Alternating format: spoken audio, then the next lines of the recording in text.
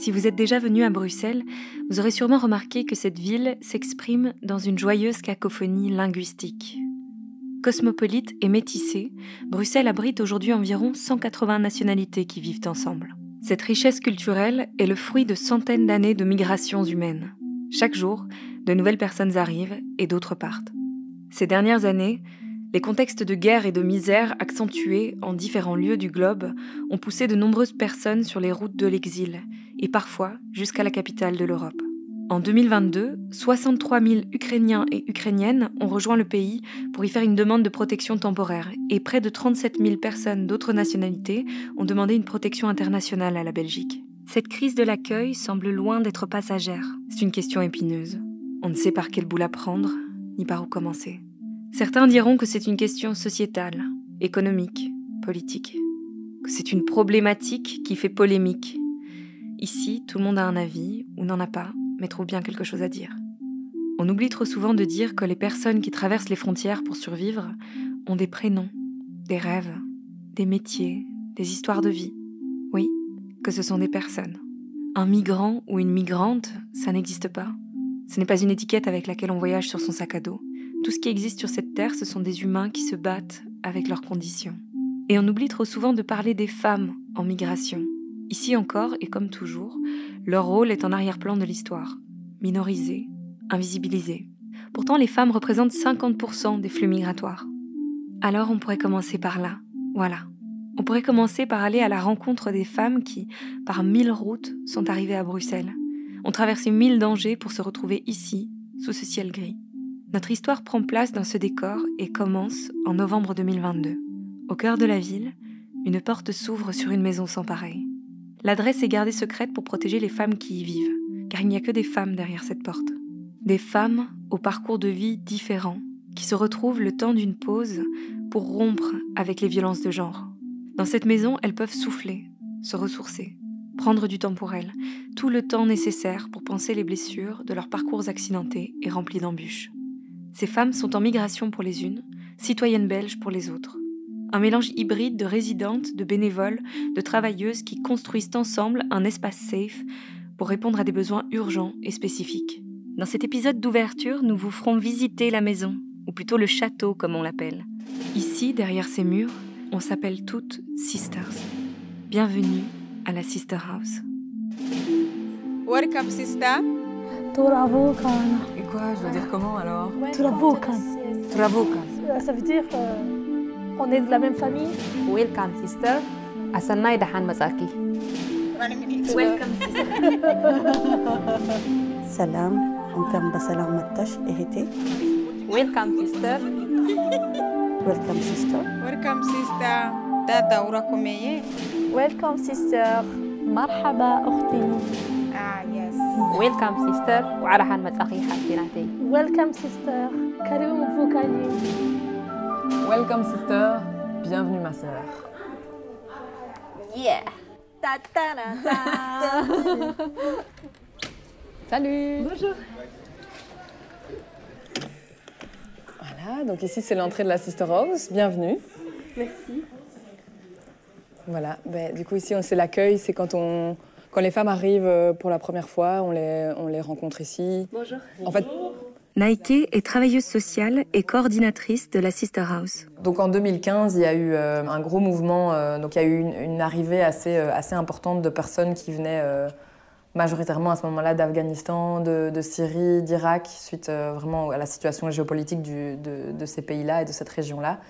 Et du coup, toutes ces personnes sont arrivées en Belgique dans une optique d'être accueillies et de pouvoir potentiellement s'installer ici, demander l'asile. Et c'est là qu'il y a un mouvement... En fait, l'État ne répondait pas à tous ces besoins-là qui étaient de l'ordre de l'hébergement, de l'accueil de ces personnes en migration, qui fuyaient des contextes compliqués.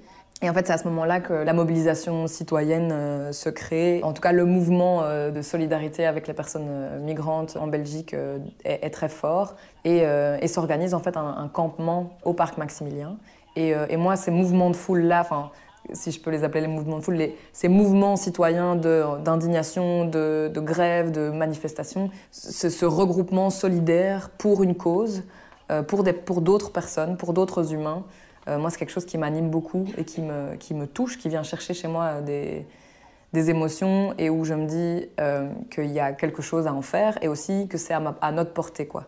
Peu à peu, ce mouvement spontané commence à s'organiser et c'est sur cette base que se crée ce qu'on appelle aujourd'hui la plateforme citoyenne.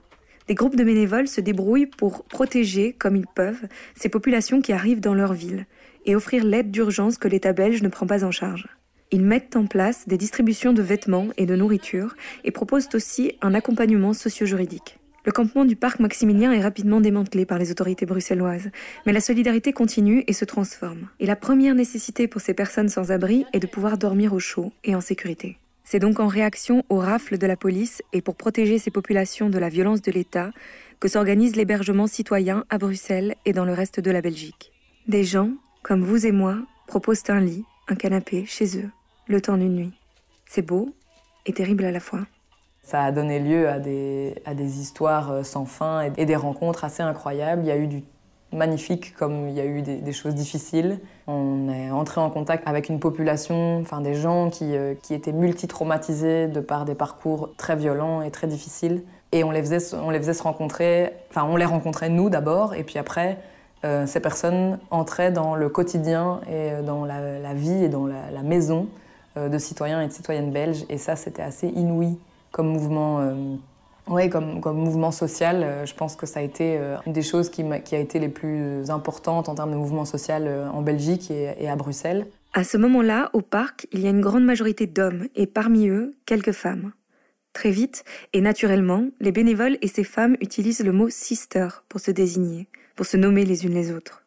Au parc, on remarque que les femmes s'invisibilisent elles-mêmes, sous des capuches et plein de couches de vêtements, mais aussi en se faisant les plus discrètes possibles. En tant que femme, on est capable de se faire toute petite dans l'espace public. Alors imaginez si vous êtes une femme à la rue, en proie aux violences. Ça devient une question de survie qu'on ne vous remarque pas. Les bénévoles constatent aussi que ces femmes sont systématiquement accompagnées d'un ou plusieurs hommes qui au cours de la soirée vont être présentés tantôt comme le mari, puis le cousin ou encore un frère. C'est pas clair. Ce qui est sûr, c'est qu'il s'agit d'une forme de stratégie de survie d'avoir un protecteur au milieu de tout un groupe de personnes qu'on ne connaît pas. Mais évidemment, cette notion de protecteur devient relative dans un contexte de précarité, et quand on connaît les violences de genre que les femmes subissent quand elles vivent en rue. Dans ce flou, les bénévoles préfèrent ne jamais envoyer des groupes mixtes dormir chez les habitants, sans certitude concernant la nature de leurs relations. C'est sur base de ces observations que commence à naître l'idée de créer un lieu d'hébergement collectif en non-mixité. Un endroit safe, tenu par et pour des femmes.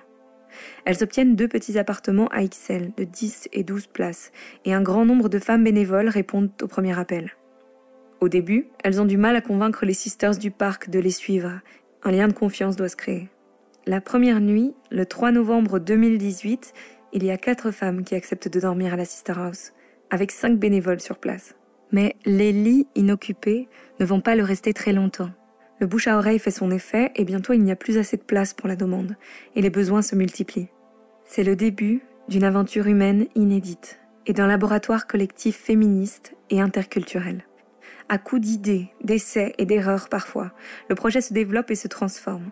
Ensemble, elles déménagent une première fois dans un autre bâtiment, traversent la période du Covid et des confinements, organisent le quotidien d'une maison sans autre modèle, font face aux urgences, aux tragédies, secouent les sphères politiques, soulèvent des pétitions, déménagent encore une fois et aujourd'hui, la Sister House est enfin reconnue par la région bruxelloise comme un centre d'hébergement pour femmes en non-mixité.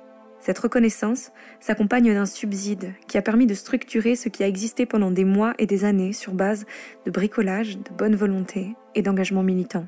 Aujourd'hui, la Sister House emploie une vingtaine de travailleuses sociales et accueille entre 50 et 80 femmes à qui elles offrent un abri 24 heures sur 24 et 7 jours sur 7, ainsi qu'un accompagnement psychosocial et juridique.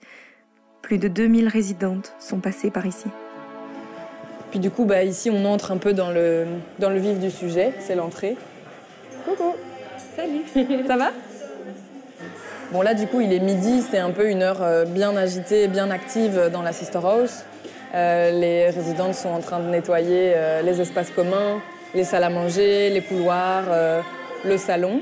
Et en fait, on arrive tout de suite dans un espace qui est entre le couloir et l'espace commun. Il y a des fresques sur les murs, c'est des fresques participatives, donc il y a plein de couleurs, c'est très vif, c'est très vivant. Il y a une carte sur le mur aussi qui permet de se situer, qui permet de pouvoir montrer aux résidentes si elles veulent aller quelque part aux alentours de la Sister House, on peut leur montrer où on se trouve, où se trouve l'arrêt de bus le plus proche, où se trouve l'arrêt de métro. Yes. I want to see my lawyer, please. And Okay. I need one ticket because I have only €2 and I cannot buy ticket in the machine. Okay, you have to go today? Yeah. Okay, By at what 1:30, time? So 1:30, I need to dress. Okay, so we will check for a ticket for you. Okay? No problem. Voilà, donc du coup ici c'est un peu le couloir principal. Sortie de douche, la cuisine, avec sur les portes aussi parfois la signalétique qui explique un peu les règles. Donc on a non seulement une signalétique qui donne le nom de la pièce, qui explique dans quelle pièce on est, mais aussi on a un petit panneau qui donne les horaires des repas. Et, Hello, sister. You good? Yeah, good. Good, and you? Yeah, good. Yeah? You good? Yeah. Call. Look, I know. Yeah. You go out? Yeah. Okay. Yeah. Okay. Et du coup, on peut voir aussi, donc là, il est écrit cuisine, Ouais. kitchen, köken, Ouais. et puis en dessous, il y a encore 3 langues dans des alphabets que moi, je ne sais pas du tout lire. Ouais. Qui sont en quelle langue, du coup? Du coup, en arabe, en amharique et en tigrinya. Qui sont les langues Qui sont les langues usuelles Avec le français. des résidentes, on va dire, de manière...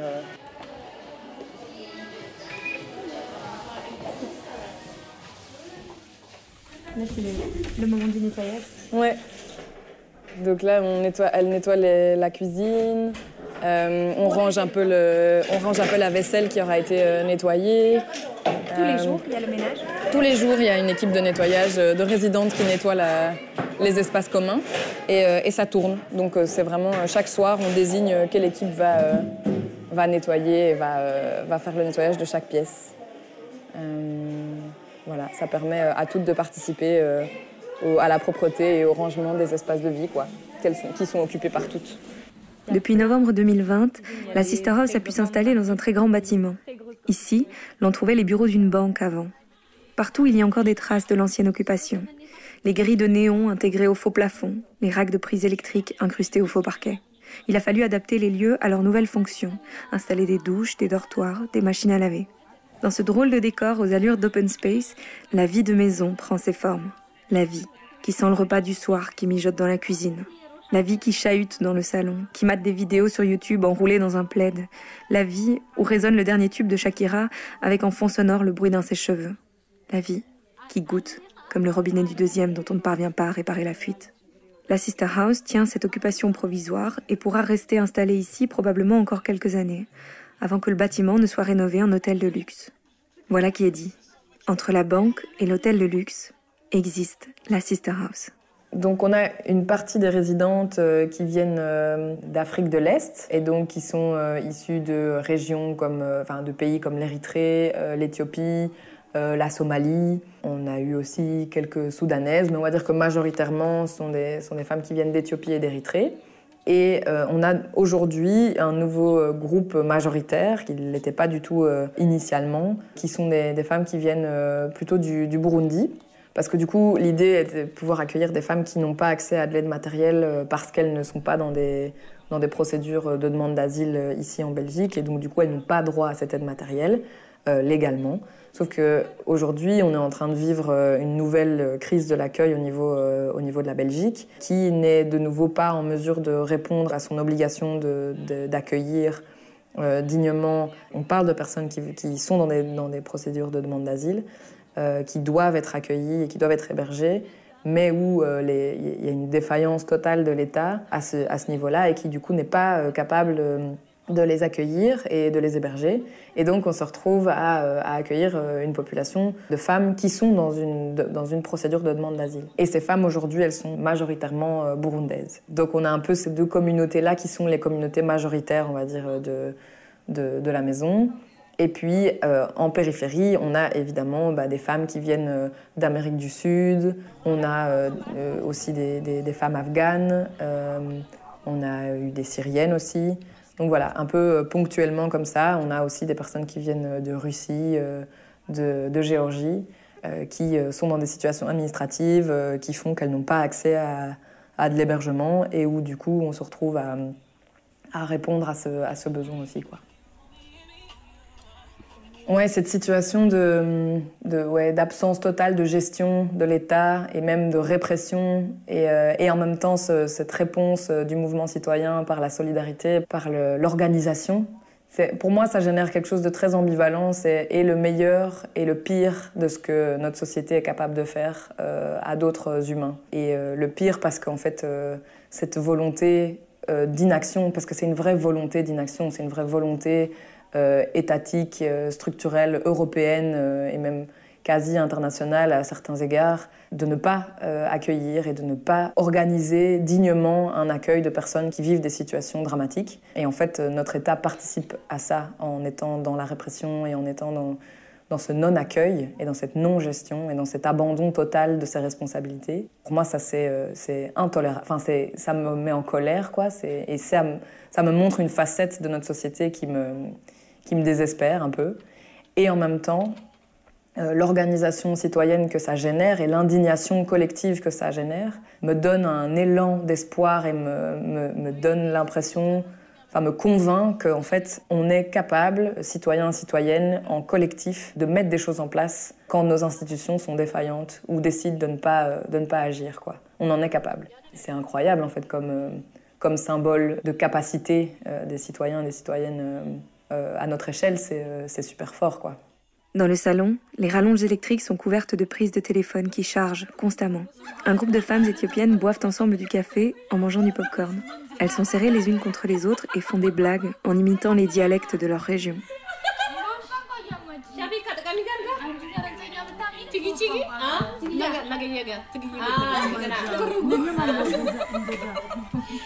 Elles ne se connaissaient pas avant d'arriver en Belgique. Il y a presque toujours de la musique dans le salon. La playlist peut vous faire voyager en un instant d'un continent à l'autre, entre musique traditionnelle, rap, R&B et chants religieux de toute confession.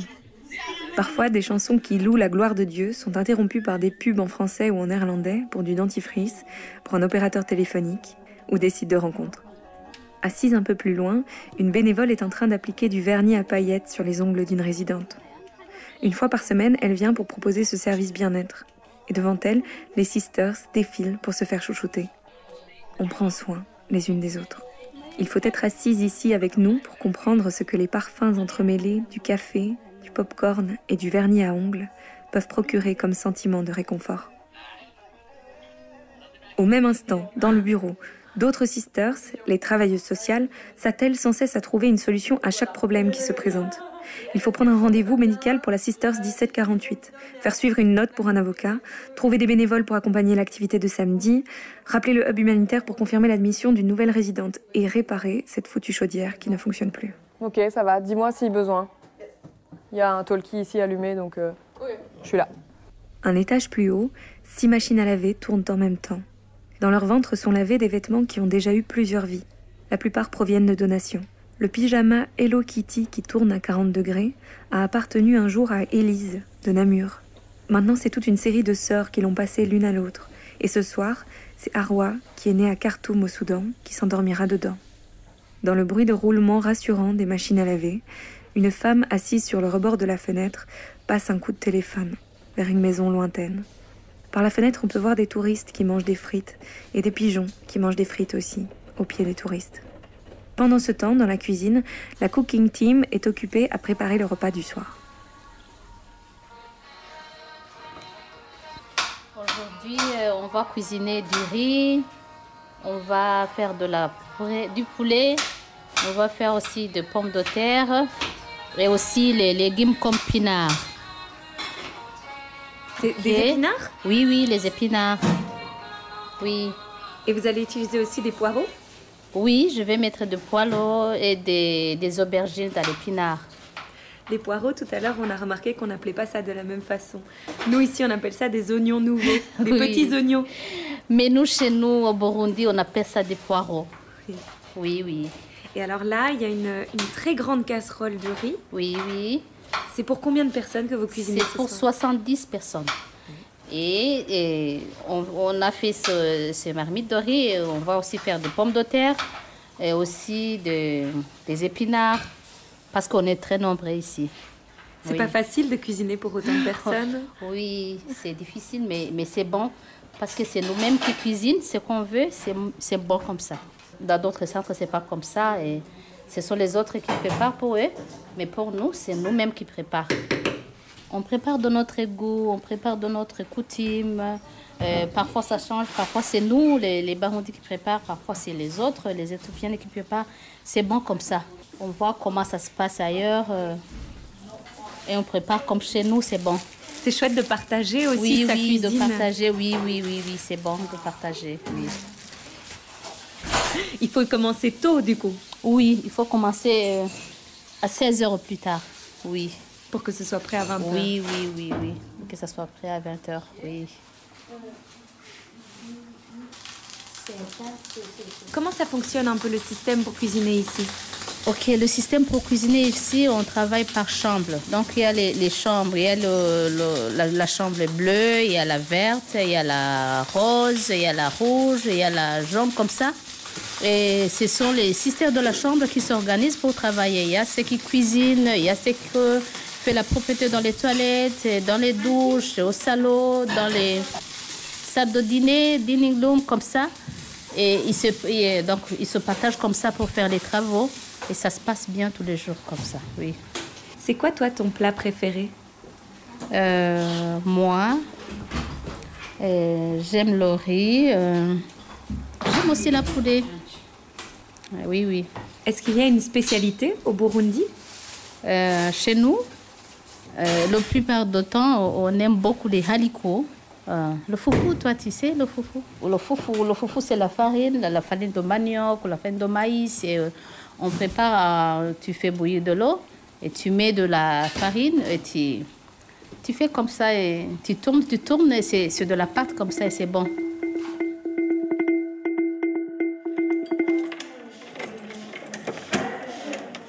Voilà. Là, on entre dans la bagagerie. Les sacs sont étiquetés avec des étiquettes de couleur où on met le numéro de la résidente, son prénom et la date.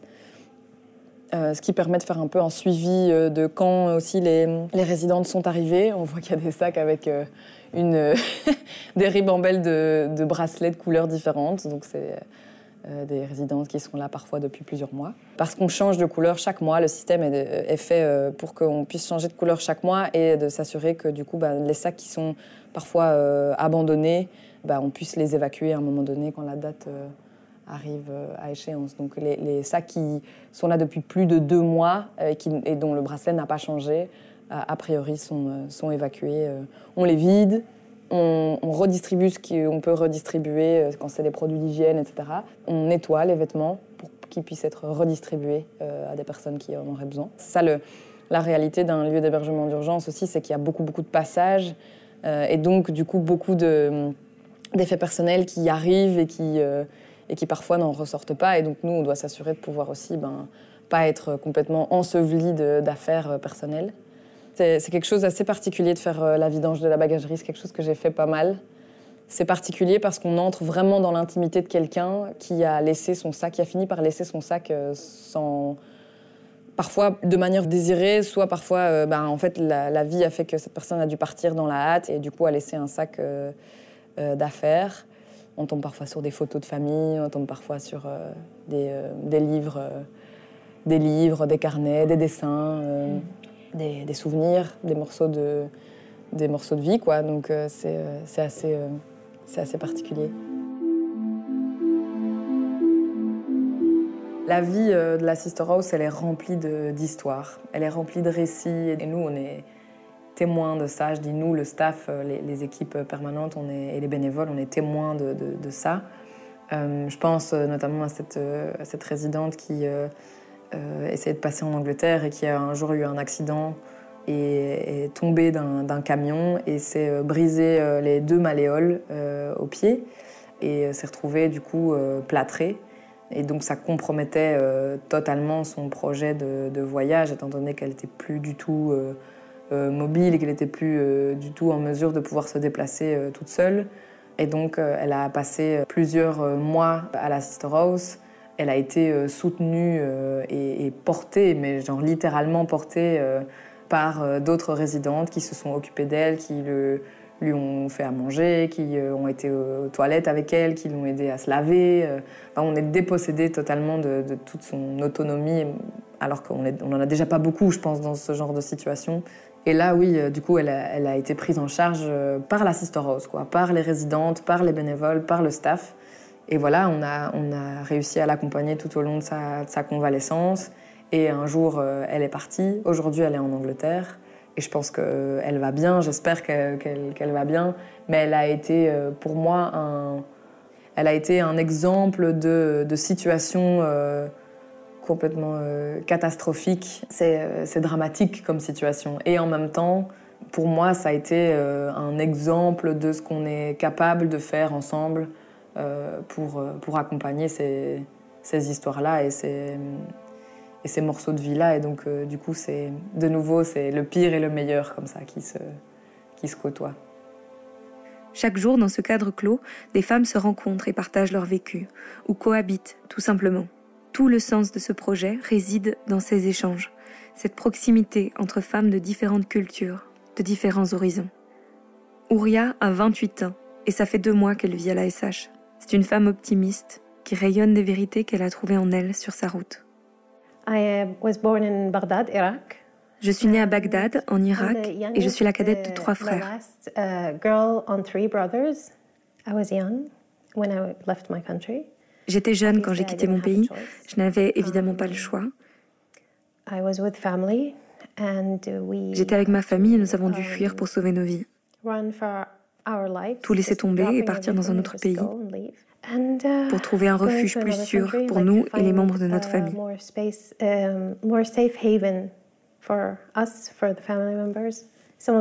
Certains membres de la famille ont décidé de rester. Ils étaient plus âgés. Et moi, me voilà ici. Je me souviens d'avoir pris le concept de partir tout court. J'étais tellement opposée à cette idée. Comme s'il s'agissait d'une affaire inachevée. Pourquoi fuir?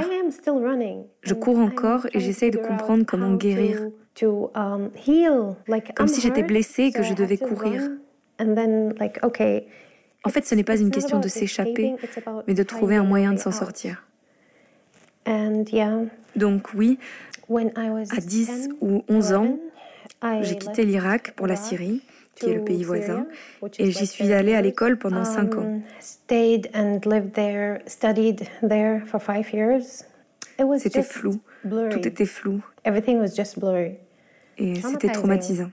Je me disais, quand est-ce que je vais grandir? J'ai besoin de participer à la vie.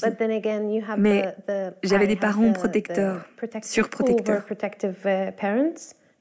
D'une certaine manière, le fait d'être la seule fille de la famille les rendait surprotecteurs. Et je comprends maintenant pourquoi. J'étais tellement en colère et furieuse à cause de ça, mais maintenant je comprends.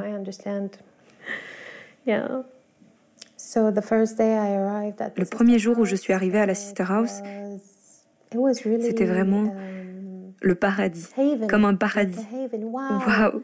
C'est comme si le processus que j'avais imaginé, sur lequel je méditais d'une certaine manière, c'est comme si cela dépassait l'imagination.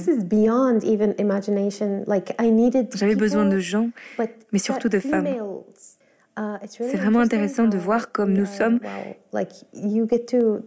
Ici, tu rencontres quelqu'un qui vient d'un autre continent et vous êtes juste des personnes. C'est la même chose, c'est incroyable. J'essaye de construire un environnement sain pour moi et pour les autres. Et cela prend du temps. Je me sens comme si je m'épanouissais ici. C'est ce que je ressens. Je m'épanouis. L'une des choses que je ressens ici à la Sister House, entourée de ces femmes, je vois la beauté en chacune d'elles. Peu importe la peau, peu importe les cheveux, la beauté est juste comme De l'intérieur vers l'extérieur, comme si elle rayonnait, comme la lumière à travers l'obscurité. Pour moi, comme je n'ai jamais eu de sœur biologiquement de ma mère et mon père, c'est ce que j'ai toujours rêvé. C'est au-delà de tout ce que j'aurais voulu. Les plus beaux jours dont je me souviens sont ceux où l'on se sent en famille, à la maison. Et j'ai l'impression que cette chose est toujours là, que je porte toujours ce sentiment en moi. Je décrirais la maison comme une partie de moi, comme le joyau qui se trouve à l'intérieur de chaque âme. Je veux dire que nous sommes faits de lumière. L'une des choses dont nous sommes faits, c'est de lumière.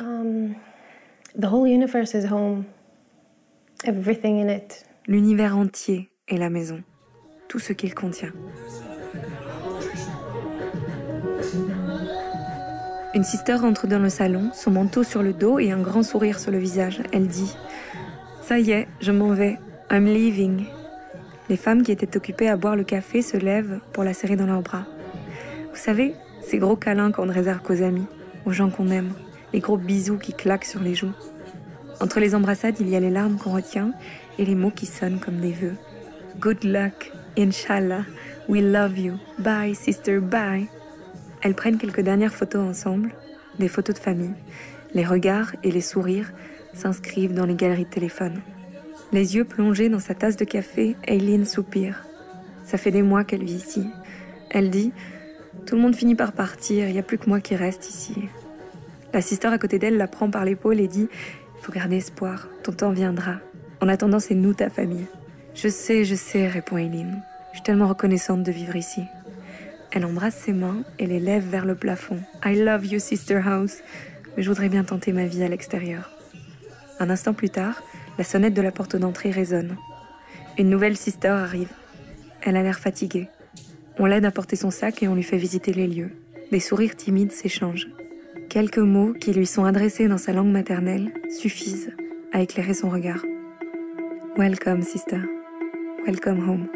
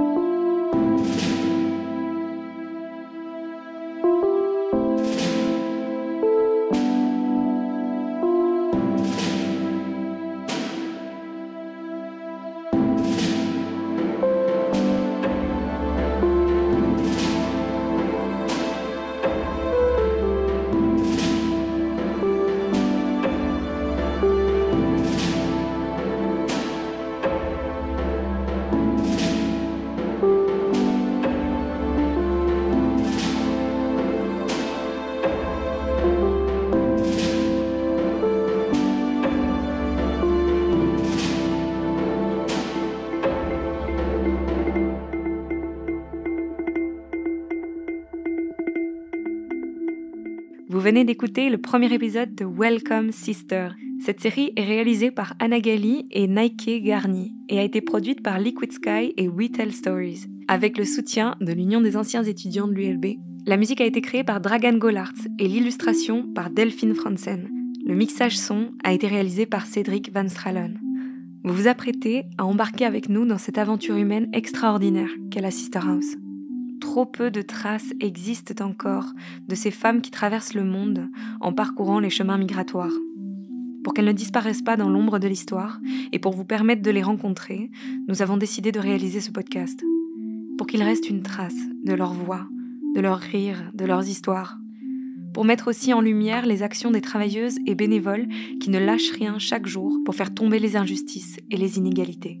Pour tenter aussi de répondre sous différents angles à vos interrogations à propos de cette crise de l'accueil et de toutes ces informations difficiles à démêler dans les médias. Vous entendrez des bribes sonores de quotidien dans cette maison hors du commun et aussi des extraits d'ateliers radio organisés avec les Sisters. Tous les prénoms des résidentes ont été modifiés. Merci pour votre écoute et à très bientôt pour un prochain épisode.